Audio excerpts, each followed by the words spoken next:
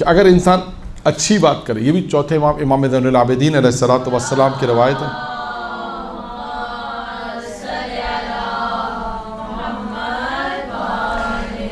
یعنی اس کو یوں موضوع بناتے ہیں ہم کہ اچھا کلام، اچھی گفتگو کرنے کے فوائد. اچھا کلام، احسن گفتگو جسے کہتے ہیں نا، احسن گفتگو، اچھی گفتگو کرنے کا، یا یوں کہہ لیے نیک گفتگو، اچھی، نیک، احسن، یہ سب ایک ہی ہیں. تو اس کے کیا فائدے ہیں؟ 5 فائدے بیان کیے ہیں کس نے؟ چوتھے امام. پہلا فائدہ کیا ہوگا؟ مال میں اضافہ. اچھا، یہ بھی اکثر لوگ سوال کرتے ہیں کہ مولانا کہ ہم چاہتے ہیں مال میں اضافہ ہو. یہ ساری چیزیں فائدے میں آ رہی ہیں. یعنی اگر امام کہتے ہیں کہ اگر تم اچھی گفتگو کرو گے تو دیکھو دنیا میں تمہیں کیا فائدہ ملے گا. اور یہ سارے وہ فائدے ہیں جو ہر مومن چاہتا ہے. اچھا، کوئی مومن چاہتا ہے کہ مال میں اضافہ نہ ہو؟ ہر چاہتا ہے. کسی سے بھی آپ پوچھیں مال اضافہ چاہتے ہو؟ بالکل چاہتے ہیں. تو اس کے لیے امام نے ایک فارمولہ دی. ہم کہہ سکتے ہیں امام نے ایک فارمولہ دیا. کیا فارمولہ ہے؟ اچھی گفتگو کرو، نیک گفتگو کرو، اپنے الفاظ کی ادائیگی اچھی ہو، گفتگو نیک ہو، خوب ہو، جسے ہم کہتے ہیں نا احسن ہو. یہ تمام ایک ہی چیزیں، نیک الفاظ ہو، نیک گفتگو ہو.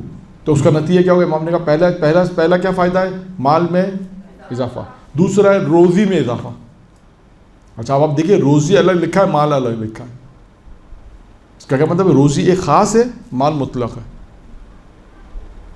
یعنی اگر صرف یہ ہوتا کہ روزی میں اور مال نہیں ہوتا تو لوگ کہتے ہیں روزی کا مطلب مال نہیں. امام نے اس کا مطلب ہے مال میں اضافہ ایک الگ چیز ہے، روزی میں اضافہ ایک الگ چیز ہے. مال کے اندر مطلق ہے بہت ساری چیزیں، مال، دولت ہے، عزت ہے، بہت ساری چیزیں آ سکتی ہیں مال کے اعتبار سے.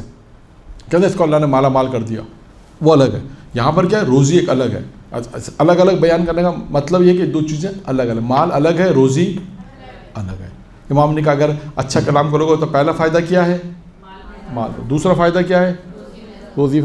اور تیسرا فائدہ کہ موت کو تاخیر کر دیتی ہے، موت کو ٹال دیتی ہے.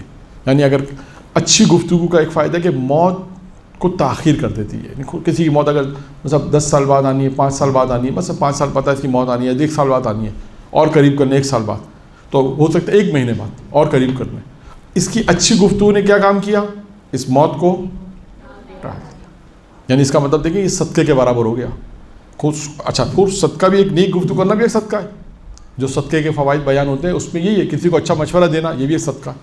نیک بات کرنا یہ بھی ایک صدقہ ہے. یہاں پہ بھی وہی ہے کہ اگر نیک گفتگو کر رہے ہیں تو نیک گفتگو کا ایک فائدہ کیا کہ موت کو ٹال دیتی ہے.